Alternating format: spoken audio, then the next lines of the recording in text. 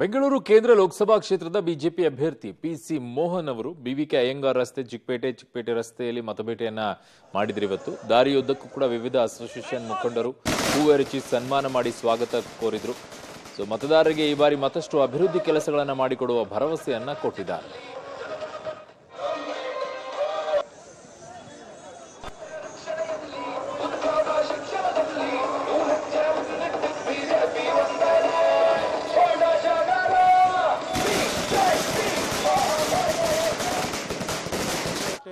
ಭಾಗದಲ್ಲಿ ಬಿವಿಕೆ ಅಯ್ಯಂಗಾರ್ ರೋಡಿಂದ Mamulpet avenue road main ಚೆಕ್ರೇಟ್ ಹೋಗ್ತಾ ಇದ್ದೀವಿ.